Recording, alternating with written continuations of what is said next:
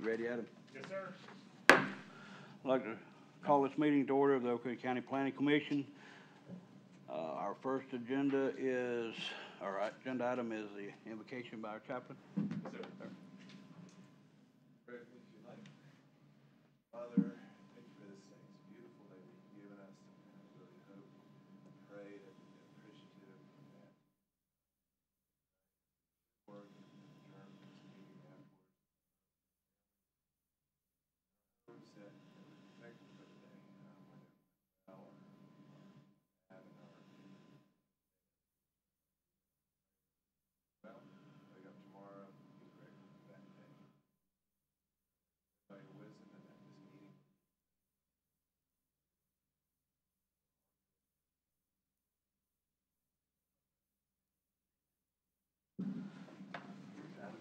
Lead us in the pledge, please.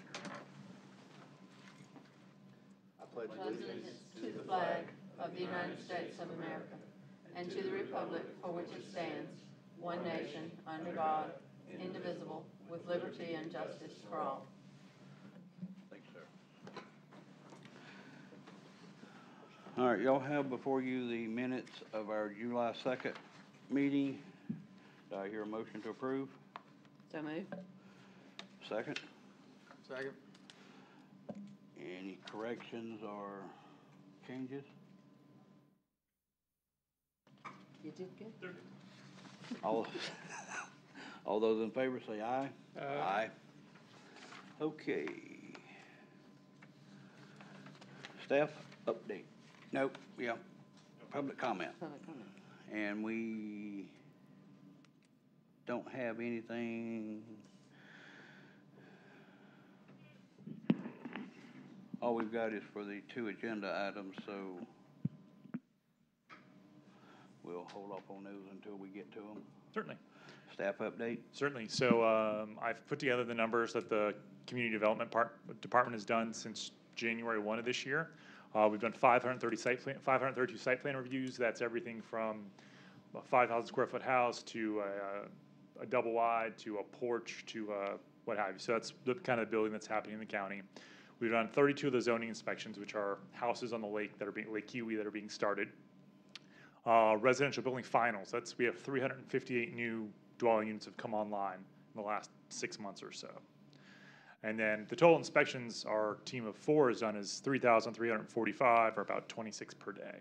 So they're out there hustling. We did get a new building inspector recently, so hopefully that allows them to do even more inspections. I suppose that's the right term. So that's what our community development department has gotten into in the last 6 months. Good job, thank you. Oh, also on Saturday there is a antique farm implement show at the Farm Center, located in between Seneca and Westminster, across from the John Deere dealership. Have someone involved. Wait, I don't think it's an auction.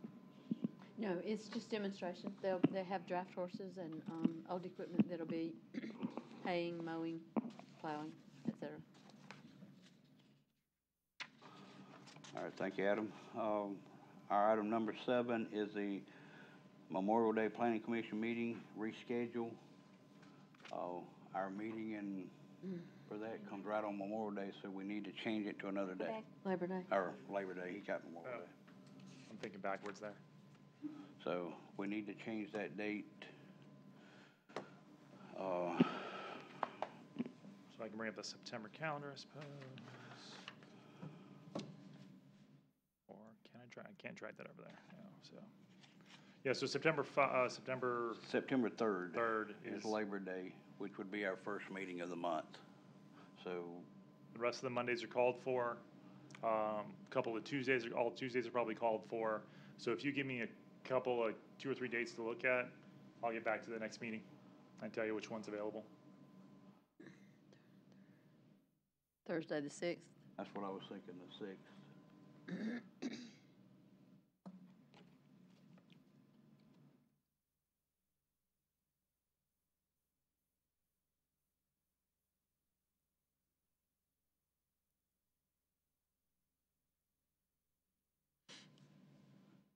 Got anything, Mr. Andy? No. The 6th be good for you, of September? Yeah. So, All right, so I'll look at the 6th. If anybody else has any other dates that they want me to look at, just email me before next meeting, and I'll check into it. But I'll look at Thursday, the 6th of September for our September meeting, first September meeting. All right, we also, it's not on here, but we need to discuss the joint meeting with the council in August.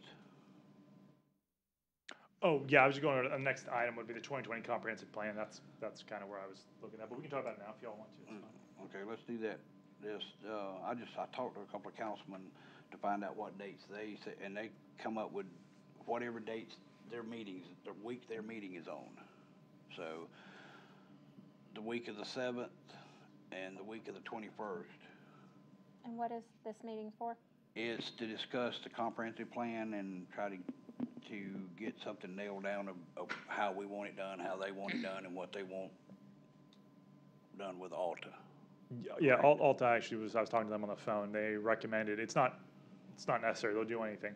But they did recommend that they've had good luck in the past getting the planning commission and the elected officials together in the same room. That way no one's surprised at the process, the product, anything of that nature. So this would be focused on the corridor and the comprehensive plan, or the comprehensive plan and perhaps the corridor as well. And so most likely it would be them doing a presentation to us explaining what they've been hired to do and how they'll go about doing it. It's not something that we need to sit here and discuss and make decisions on. I think they'll want your input. I really think that's the purpose of it, because if it was just for them to tell you what's going on, they could do that by email. They do want your buy-in, and your direction is what they'll go off of. So they may give you A, B, C, and D, and you all think, oh, we should do B or whatever. So that's what they're looking for, is some input from you all as to how you see this document becoming and how the planning for the next 10 years is happening. So if y'all give me a date or a couple dates or a time frame, I'll run it past them. They can do their thing.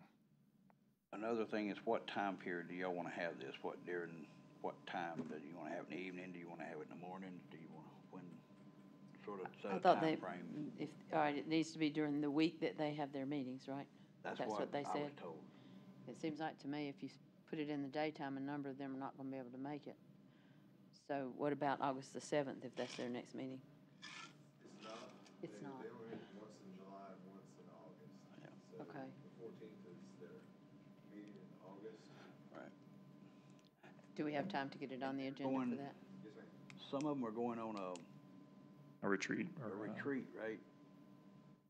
Association of Counties, talking about the Association of Counties annual meeting, that's at the end of July.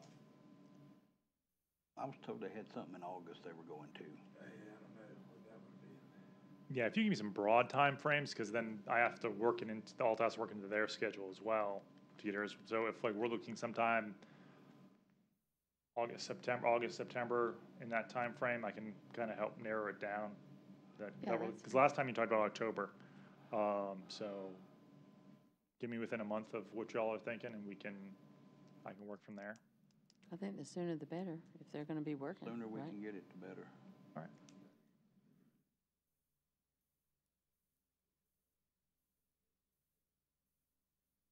So August 13th is no good, that week of.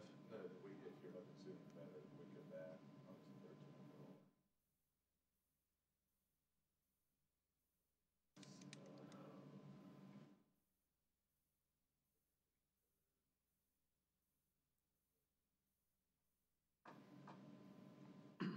All right, I'll see what I can do with those dates. And I guess if it's supposed to be an interactive meeting, then we need to probably have their agenda or their questions prior to that meeting, so here it is mid-July, so if we're shooting for a week of August 13th, we have to get something back pretty quick from Alta, yeah.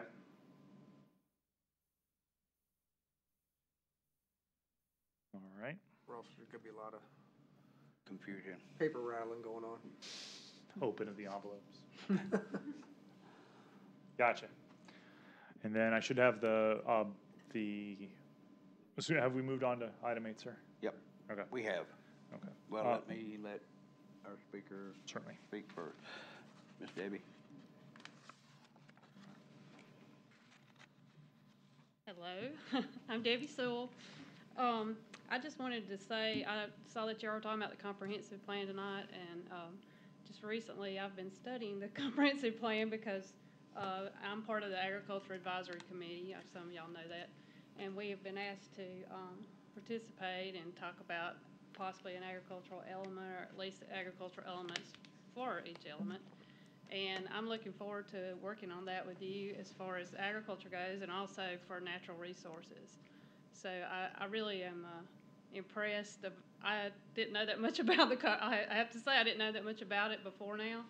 I'm impressed with what was done in the past, and I hope that we can work together and get something that's even much better and much more comprehensive. Thank you, ma'am. Okay, Mr. Adam.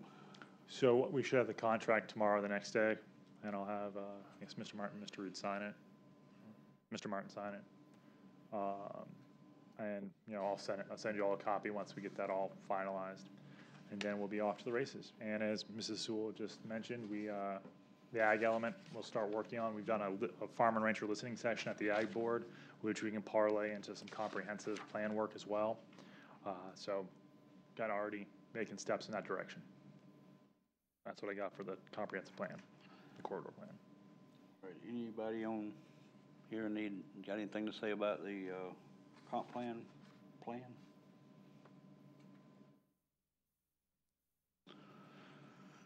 Okay, let's move on to item number 9, discussion and clarification of certain code sections bearing on land use and development, and it's as contained in chapter 26, 32, and 38 of the Oconee County Code of Ordinances.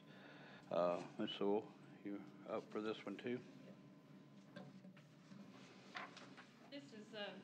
This is as myself, not as the ag board member, but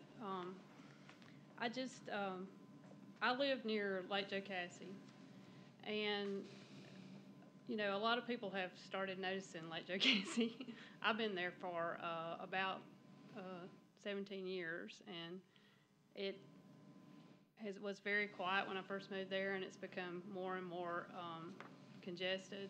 A lot more people know about Lake Jocassee because we've had worldwide advertisement. But particularly with RV parks, I'm concerned that we're going to start seeing a lot of entrepreneur type people, which I mean I am, and I'm all for businesses and that kind of thing. But I want you to make sure that when you're planning and that you talk about this, you take into consideration particularly those areas that are sensitive, like the areas around Lake Jocassee and Lake Keowee.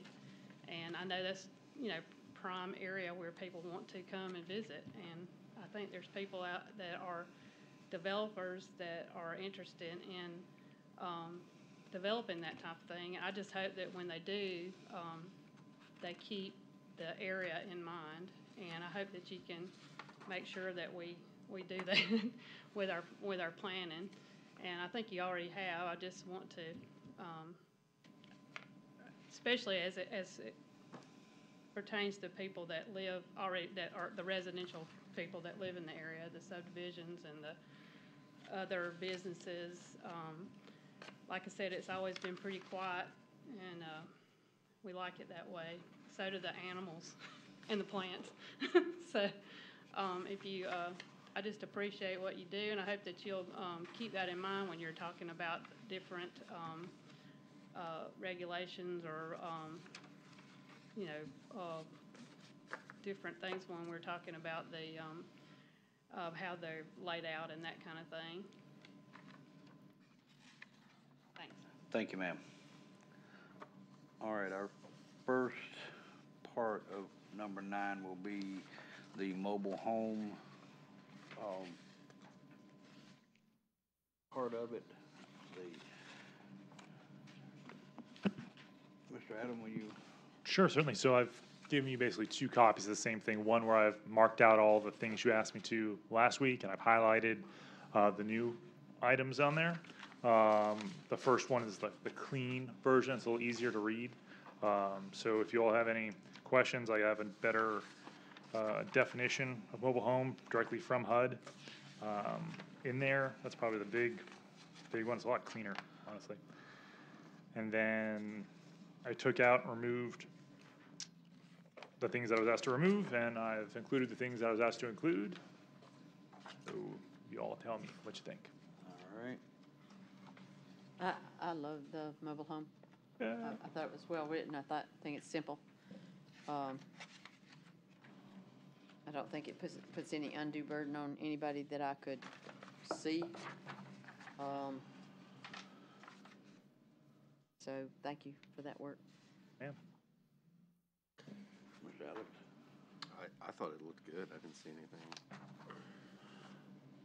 Yeah, I think, you know, you did everything we asked. The only thing under grandfathering, Sir? says until new homes or home sites are placed. That should be one word within these Can we parts. make that like additional? I mean, if Additional, somebody's sure. gonna replace a dilapidated one, replace a unit with a new unit, an old unit with a new unit, we should encourage that and not penalize it. Sure. So if we, because somehow worded, if, until new homes, additional homes or home sites are added, if they're just replacing, that's great. No harm, no foul. So go additional homes and or additional home sites. You could almost just take out the word new homes and then say until new home sites are planned within these parks. Okay. New home till. The sites within parks existing before established must meet the standards set forth in this chapter. Two new home sites are placed within these parks, capital P.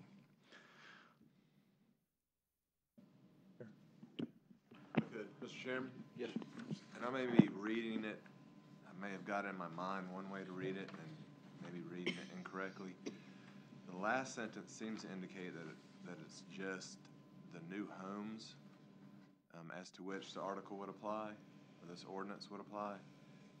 And I don't know if it's meant to be that, or if it's meant to say once you added a new home and you were otherwise grandfathered, then the whole park would need to come into compliance. Just the sites. All right. That's all, the intention was just the sites, but I can Just the take that sites. whole thing out. No, I'm just curious because the items that you have in here are essentially geared towards the whole park.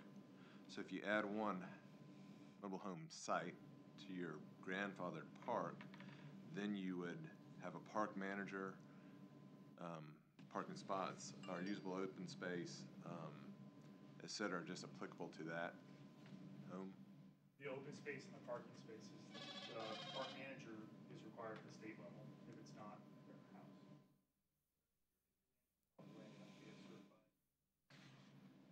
Property manager from the state.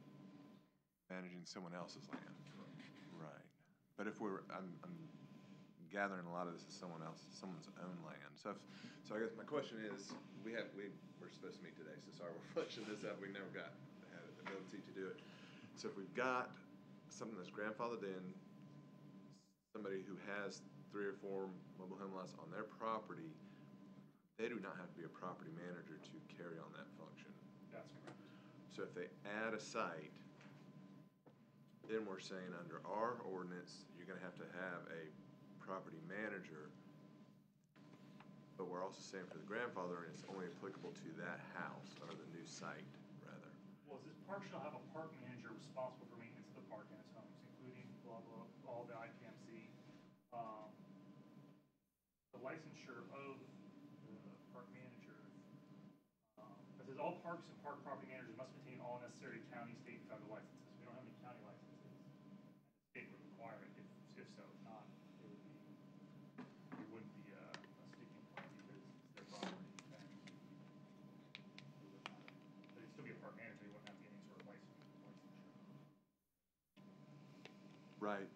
But the requirement to have a park manager wouldn't be in place for these grandfathered lots where somebody, if it's on their own property, it wouldn't be in place until you added a site.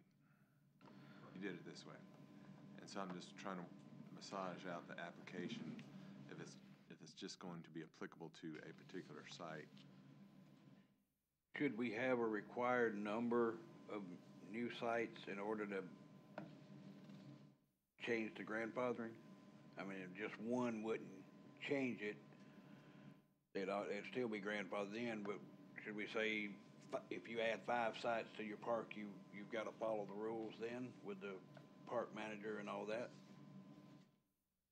Park manager exists even if they don't have their same title. I mean, if you have 4 mobile homes right on the side of your house, you're still parking.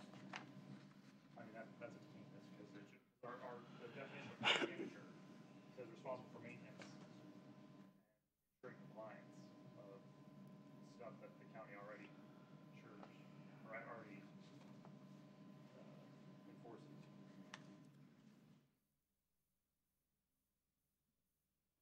Okay, so, but that person is gonna have to essentially register with the community development department, whereas, you know, they're, what you're saying is they're de facto park managers if that's on their own property now, so. Alright, so they're gonna have to register. And I'm just trying, this is not anything but to make this uniform in application. So say those people are park managers already, so they're managing their property, they're gonna have to register once they add one house. They're gonna have to make sure that their name, if they have a name, I guess. I guess I'm just having a hard time, and roadway standards, the open space, I'm having a hard time reconciling the nature, because this is a park act with the notion that you could have just one site that it's applicable to if you're grandfathered and add a site. And Sounds maybe like you're gonna have to bring the whole park up to standards if you plan to expand at all. that would make sense to me, but maybe that's what I'm saying. I'm not coming I at don't, this. I'm like you, I don't see how you can regulate just that one spot with all the different regulations that we're putting on here. Right. It's, So if you add a new spot, you have to add, the only thing you have to add, other than the infrastructure for it, septic tank and power, would be space park and that open space. but you gotta bring the road standards up, right? If you're, the roads, That's it anyways, that's already existing. That's just, I mean, it says it in here, but that was just put in there so people didn't think that mobile homes were different at all. At the moment, they would have to bring up the mobile home road standards if they wanted to put in 4 or more to the private drive standards. right, but if this mobile home park has been in existence for 15 years or something, and they've never met any, or prior to those road standards, if it's they've been there forever, then if you add one and it's not up to compliance with road standards, then are they gonna have to bring the whole park up? The road system. Okay. But now, I haven't run in, I mean, this isn't a bridge I've crossed yet, where oftentimes I assume maybe they're a little close, they'd be encroaching any sort of right of way. I haven't jumped off that, that's a Kyle Reed question that I have to get to him with. But the addition, getting to that standard would require it now, but that's nothing that this proposed language is adding to it. That already exists today.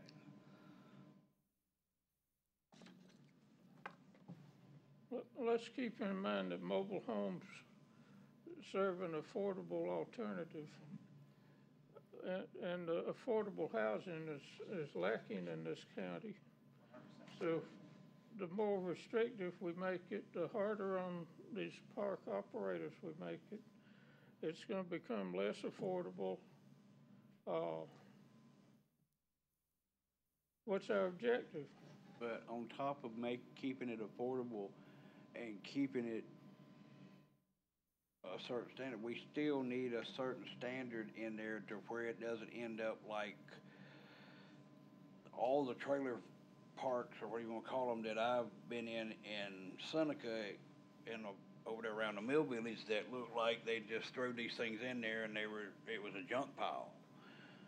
I mean, we still need some kind of standards to at least make them to where they're desirable to go in. I mean, in the past, when we had nothing, some of these trailer parks, you didn't want to go in there because they were just totally undesirable to go in, and the people that lived in them didn't care. And there were no standards whatsoever, or they'll end up like one over here on the Coffee Road that it's got looks like 1930 model trailers in there that they don't maintain. I mean, that's the reason we have these codes, is to make it safe for the occupants that's gonna be in there and to make it look somewhat presentable. I mean, you don't want a junk pile. That's why they put fences around, trash dumps to where you don't see all the trash parked in there. It'll end up looking like it did over on Five Forks when we had all those mobile homes that the sheriff's department and everybody else seized, and they just piled them up there, and we had homeless people living in there. So we gotta have some kind of standards or something to make it to where it looks like a regular subdivision type thing. I mean, we won't let houses do that. If you get rid of our most affordable housing, where are those people going to stay?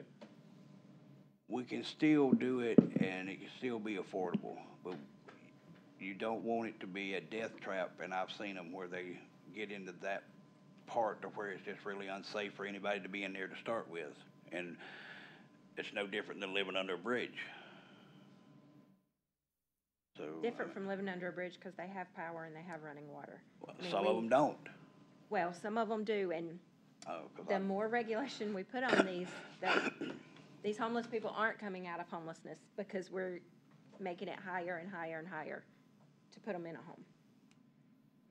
I mean, the only cost that's been added in this to people is 800 square feet of their land.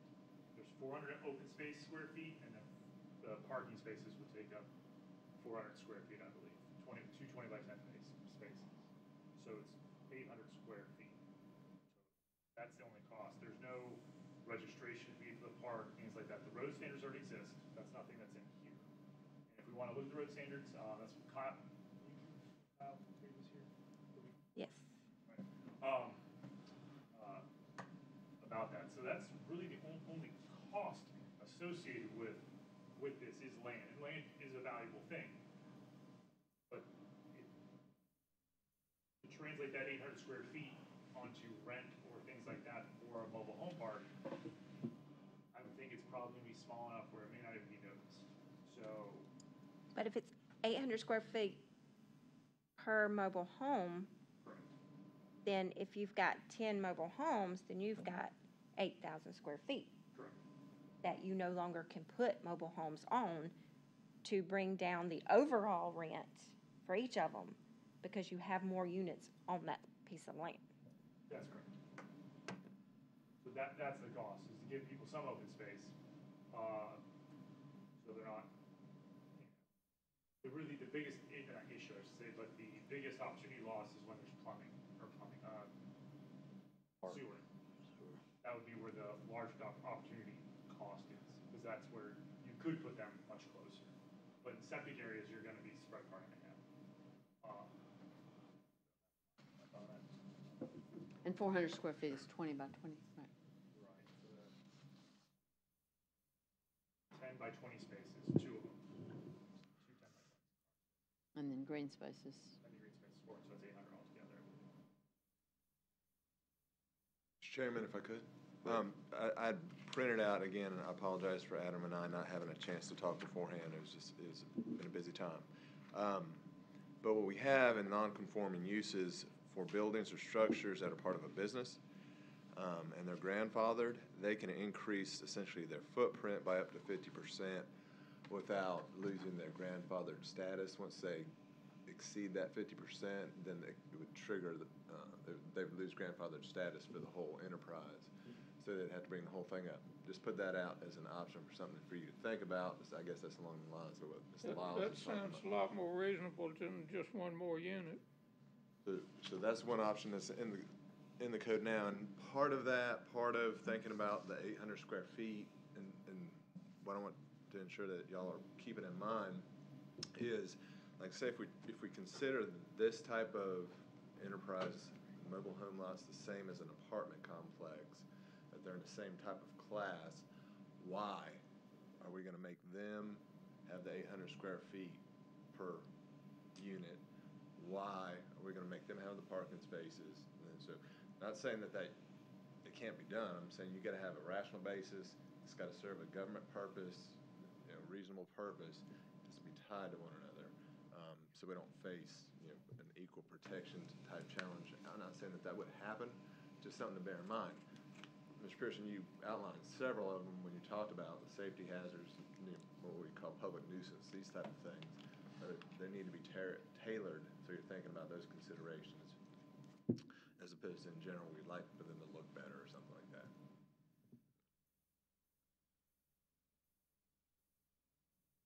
Do y'all think the 50% is large, or it's big enough, or should it be lowered to maybe if they've improved 25%, they have to comply, or do you think it still should stay at 50%?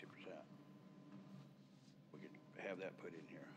Well, we can't do it different, obviously. I mean, we need, if it says 50% for any other business, then it needs to be 50% for that. If it's a business, then what do you do about a family, though? I think Family If doesn't it's apply. family, it wouldn't apply to this. Okay, all right, at all, gotcha.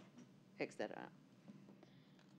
It would be good to be on all fours with businesses, but again, if it's a different type of business, which these are, and you have a reason to make the percentage different for this type of business, then you're probably gonna be okay, but again, it has to be something that is a rational basis, has to be reasonably tied to the government purpose. What are the rules for apartment complexes as to parking? Is it not two I per? don't think we have any, no. Or not any? We have no parking standards. Unless you go to the planned development district, then there's appendix A you can utilize, which does have parking standards, but we don't have it right now. You can park anymore. Which works really well for businesses, because that way they don't have to overbuild their asphalt.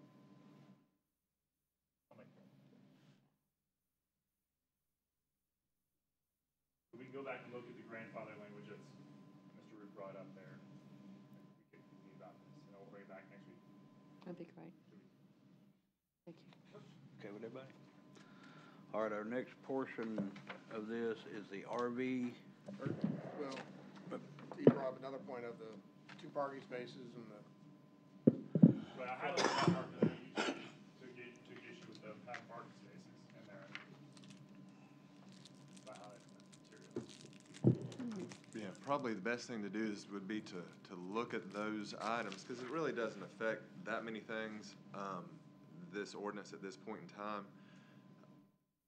Parking spaces, usable open space, probably the most salient ones that you focus on and think about, all right, when we come back, what are the reasons for having those? And then we can address those, we can have them noted in the minutes, and if they're good and you want to have those in the ordinance, then we'll have the reasons noted in the minutes. You don't have to shoot them off the top of your head right now. So that, I'm not saying here's your homework, but it's just something to think about. I've got a question about the offsets in the mobile home park. This would apply on the RV park as well. Does that offset, the offset of the underlying area? The setbacks, sir? The setbacks? Yeah, the setback. Yes, sir. Does that apply to each individual trailer, or is that just the offset of the park from the boundaries of the property? It'd just be boundaries of property. And then if it's subdivided, that would fall under subdivision standards. Right.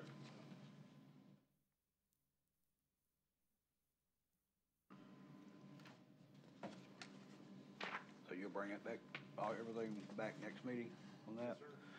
All right, let's move on to the recreational vehicle park standards. Mr. Adam, you wanna go to the brief? I went and cut and pasted this from several other fine municipalities and counties. Much better definition than the last one, the one that's in our code. Although the one in our code that says 400 square feet that we weren't a fan of last time is actually the official FEMA definition of recreational vehicle for some reason.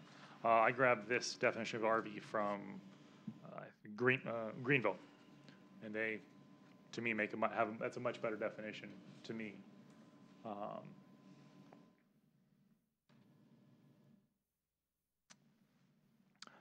So yeah, exclusions for that. The Duke, I call it Duke language. That's what the exclusions are for. I did come up with some language, I put it on your desk there that could work. It's in regards to public and private utilities. And I handed it out to the people in the audience. I just kind of came up with it. Yeah, there you go. How does that strike you? That was kind of a first stab at it today. So, and we'd call it public utilities. We couldn't just say we have a Duke ordinance. I mean, I suppose we could, but.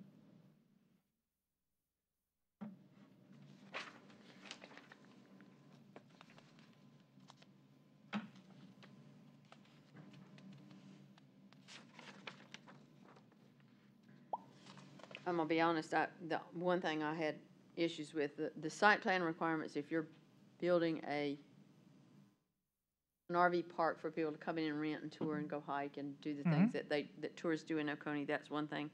If you're if you're setting up mobile RV units as a location for employees, construction, any kind of labor that tends to travel with large businesses, to me, the site plan, it seems like a little overkill for, especially when you start talking about a plan from a professional engineer. Location and dimensions of streets. And again, I'm just thinking of the gentleman that wanted to purchase a piece of property and set up, he was actually in hopes of bringing in a construction crew for Sanctuary Point, which obviously won't be done. But that he was that type of company, and apparently he did this quite frequently. It was just cheaper and easier to go buy a small piece of property, move in a bunch of either RVs or mobile homes, or, I mean, and I have that other question, what about these Graceland units? Where are they gonna fall? Graceland portable buildings, these small things that are on skids, where now people are setting them up as small cabins, possibly even little rental apartments or homes on sites. I can see a gentleman, somebody wanting to set something like that up. People do try that. Those wouldn't fall under the RV standards unless they were. They're mobile. That's what I mean. I know that they come on another set of wheels, but anyway, I just know that for construction crews, they need a little bit more leeway with where to put those guys, it seems like to me. And they do tend to find their own places. There are a number of them scattered all over the southern part of the county on farms, et cetera. But if a guy wants, has a crew, expects them to be up at a certain time, in place at a certain time, a certain hour, he may want to keep them together in some way. It just seems like a site plan. You're talking about $40,000-$50,000, maybe more. I have no idea, but I'm thinking that an engineered site design is it's not cheap. All right. So I could pull off the engineered part there and just say, provide a site plan that shows the following. And there are ones that stay longer than 6 months. I think that 6 months is gonna get us. You got a pipeline coming through or something, it could be longer than 6 months that you've got all those RVs. So It's a big project. I mean, I guess in my head, and I know Mr. Johnson was pretty vocal about it last time, and you all are bringing this up, but if somebody's bringing in a pipeline, which is $1 billion project, I don't see what's so onerous in these. I mean, once again, the costs are not. But a Duke Power outage can last over 6 months. Certainly, and if they showed, good cause, like, hey, you guys still don't have power, that to me shows a good cause. When they're doing I think the 6 months needs to be not in there. I mean, it needs to be longer, because I've seen those guys that goes. My nephew used to go to North Carolina, and he would be up there 8 to 10 months living in an RV. So, okay. So what should it be then?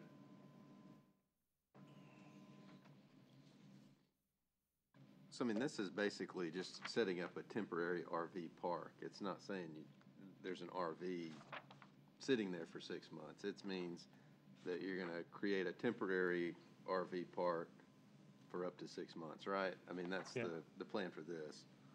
Whereas these, if you're gonna be there for a year, I mean, you're gonna go through all of these, maybe not the site plan requirements, but most of the other things you're gonna do anyway, because you'll be there for a year. Right. Yeah, and I was gonna say, the 6 months doesn't bother me, because I know a lot of times you did not use the word consecutive, so obviously they can come in, be there 6 weeks, go home, come back in, be there for 7 or 8 weeks, go back home. Because I know they do that a lot, as the ones that I know that do this. They're not always there, they're not permanently set up. So to me, it just, for construction purposes, industrial purposes of RV parking, this seems a little much. And perhaps if you could, I don't know if you could cover it by saying not just public utilities, but development companies or professional businesses. I don't know what the word, I don't know who all uses that type of labor, but. Well, as I've come to understand from talking to numerous people on the phone, everyone in this county is a builder. I mean, I haven't run across one person who's not a builder in this county who's called me. So, I mean, that would be a very easy runaround, but I can certainly look at the language. I think if it's related to tourism and you're putting in an RV park that you're gonna make money off of by renting the spaces, and does this apply to that same situation? Like the one over there, again, near us, that's on the lake, where they're paying, to live by the lake, basically in a. Okay, so the one you mentioned last time was down towards 85. I'm not sure which It's one. it's just off Highway 24 near Conner Ross. Oh, Lake Hartwell. Yes. Oh, Lake I'm sorry, I Hartwell. went Lake, sorry. Yeah. Wrong lake. Okay, no, I haven't been down. And it's really and truly it's a permanent home site, but there's nothing, everything on it is on wheels. And I think they live there all the time, although you do see them come and go a little bit. And they may rent them out, they may rent them to friends who want to come down to the lake for a few weeks. That's not my concern. That is obviously more of a recreational use of the recreational vehicles, as opposed to I know the hotel rooms, if I've got a crew up here and we're building something, I know good and well they're not going to be in a hotel room September, October, November, because Clemson University buys them all out. So, on certain weekends, they're not going to have a place to live. So it's just easier for them to travel where they have to go with RVs. And they should not have to meet the same requirements. I don't think that All right, I'll look at it. that a tourism-based. I mean, there are contractors that literally live out of, that's their only home, because they travel from one job site to the next. They live out of their mobile home. And they don't care about the amenities. They go work 14, 16 hours a day. They just want a place to sleep at night that isn't gonna take every bit of the money that they're earning during that 16 hours. So they don't care about, how much green space. They just want a place to park their camper so that they can work. Okay. So, I mean, the requirements here are to set up an RV park are basically the site plan, which we discussed. The amenities, none of those are required. It all says uses are permitted.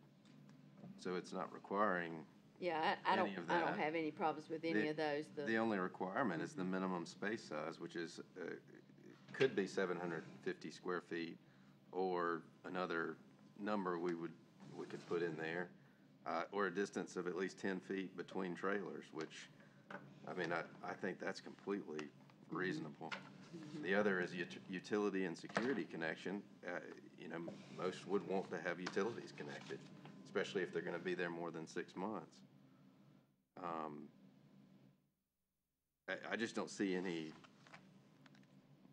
outrageous requirements, other than I can understand the requiring an engineer to lay out a site plan. The others seem pretty normal, pretty obvious to me. What is this recreation facilities? You're talking about bathrooms, has to have,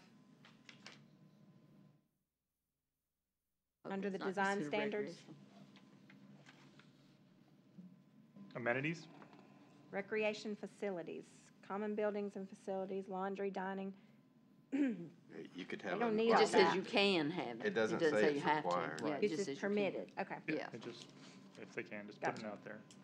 And again, that goes back to tourism. I mean, if you're gonna be at the lake for a week, you might want us, that might be very appealing to be able to do your laundry at the place where you're parked. So that, all of that sounds good. I just look at the people that are bringing in laborers and think a highly, very, very expensive engineered drawing is a little bit tough.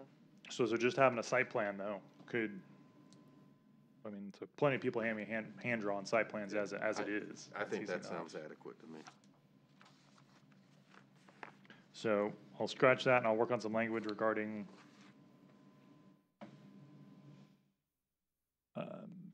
industrious uses or things of that nature, in addition to public utilities.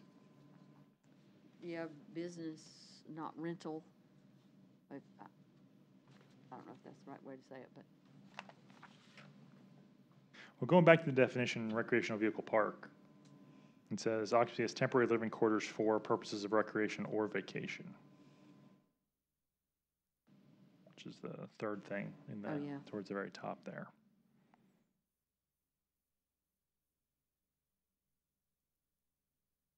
So if I see it advertised on Craigslist and they told me that they're here for Borg Warner, that could be, one of those things. But if they're here as a industrial use, the definition by and large, definition by itself kind of works for them in that regard. yeah. I liked everything. I mean, I thought everything else was excellent.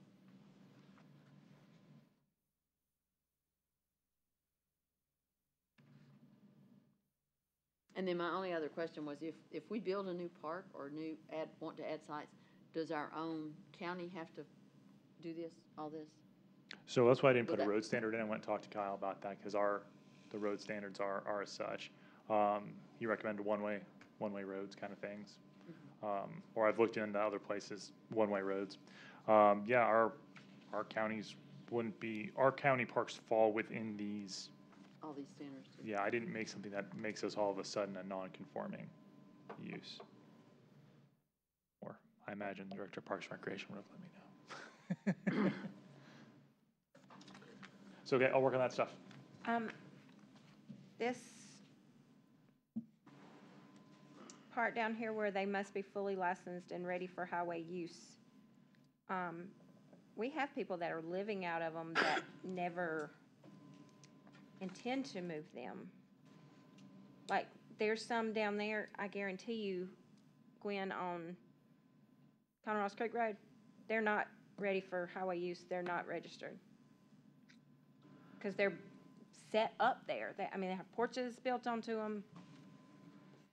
And they would fall into the grandfather. I was gonna say, they'll be the same as- grandfathered, yes. correct? And They got that in Foxwood Hills too.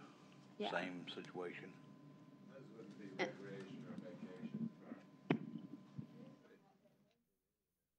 No, Yeah, they're still technically a mobile home. A RV, yeah. recreational vehicle. Mhm. They can, if you pull the porches off and everything, yeah, they can be pulled behind a truck, but they've got them set up there, so therefore they don't keep a tag on them and Yep. stuff like And, that. and once again, I feel like Mr. Root mentioned, recreation or vacation falling back onto the definition there.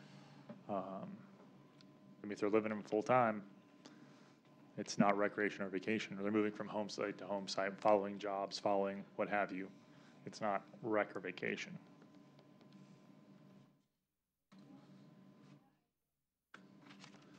Please. Make it quick, please. Yeah, and step up to the mic. Ms. Sewell, step up to the mic. They're similar to what you're talking about. This is kind of when I said this. There is a RV park near where I live, and the people change, but the vehicles don't. It's kind of like they rent it out, and they call it an RV park.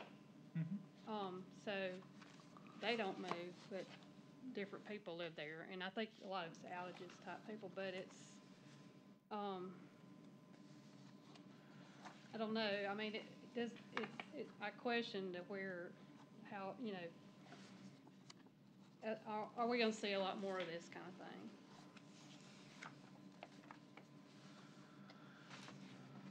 Well, if they're permanently set up, then it's an RV, it's a rental facility. Yeah, I think Adam, Mr. Chapman's correct, and the definition is, it probably addresses most of the concerns that you have as to this applying to types of uses you don't want it to apply to. Temporary living quarters, recreation or vacation. Fitness also things to accomplish. And I believe to Ms. Sewell's concern, this is so short and cursory, I think. It seems more, I mean, there's not a whole lot to it. This would be more of, all right, you have something in place, and as the industry develops and perhaps as it expands and if it explodes, then you have something there that you can add on to or work with to address the needs as they come or as you see them coming. So basically what you were saying was that by definition, none of this would apply to, say, for example, the place down there where they're permanently affixed. Those are simply set by their, just like a mobile home, right? So they are, if they're there, I mean, once again, it's, the proof of the matter is if they're rented out for recreation or vacation, then they would be applicable. But if they're just a house they use to, for living quarters, say they work here, say they work here for the industrial uses or the public utilities, then it wouldn't apply. It would not apply, okay. But those are grandfathered. Those Those would be, grandfathered, and that would prevent more of those from being built in the future. that would be, And that's what we're yes, trying to do. Yeah. correct. Yeah. And just a Gwen thing, NEC compliant, not NEC complaint, under utility and security. I fell down on my jaw. Oh, right. I'm getting slack.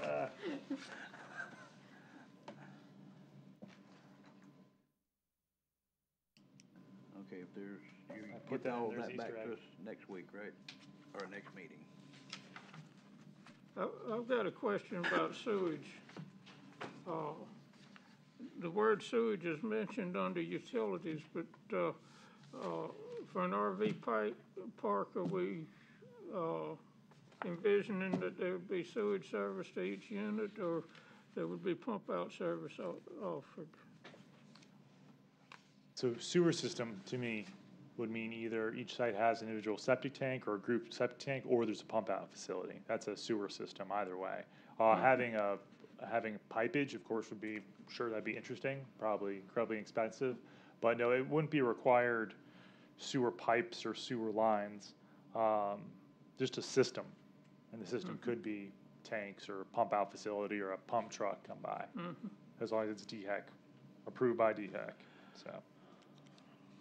Well, almost by definition, all RVs have self-contained systems. They just need pumping sometimes. That's correct. It's more along the lines of this is a DHEC, wheelhouse of DHEC, but we're still referencing the fact that it exists and it needs to be a proper one. They can't just come and dump on the ground and roll 3 feet forward. Or they can dig a privy. So we know someone in DHEC, we went to Bother, and you can actually dig a privy here in the county. Have an old It is legal to Yeah, have I mean, I think County we're County. spending too much time worrying about the long term. Yeah, it's You know, perfectly legal. these things are coming in and out 2 or 3, 4 weeks, maybe 5, 6, so people are leaving and coming, and we're, I think, worried about long term, and, I think, people, with this, they can't sit there forever and attach decks and all that kind of stuff, so I think simpler the better, and just something people have to follow. So I'll scratch out the things that you asked me to, and I'll bring it back to you. Okay, any further? Did we decide what number? It says any lot of land upon which, and you've got 4, and then it says or. Right. I left that under 4 as a number. I just keep, even though the road standards don't apply, I just put 4 on there because that would, to me, if we did have road standards, it would be 4 or more. So like with the mobile homes, it'd be 4 or more, but they're not homes. So 4 kind of keeps in line with our road standards and things like that. That 4 is not set in stone anywhere. I did a number of units versus a square of land, amount of land, because it seemed a little simpler. That way you wouldn't have to have a minimum amount of land in order to have an RV park, because that to me feels kind of cumbersome. But 4 is definitely a number we could call it any other number you would want to. I'll need to I like think on 4. that one. Sounds good to me. Sounds good. I need to think on that one. Sure. I'll leave it 4 or, and I'll change the rest of those things and I'll bring it back. All right, if there's nothing further, do we have any old business? Any new business? Do I have a motion to adjourn? So moved. Second? Second. All in favor? Aye.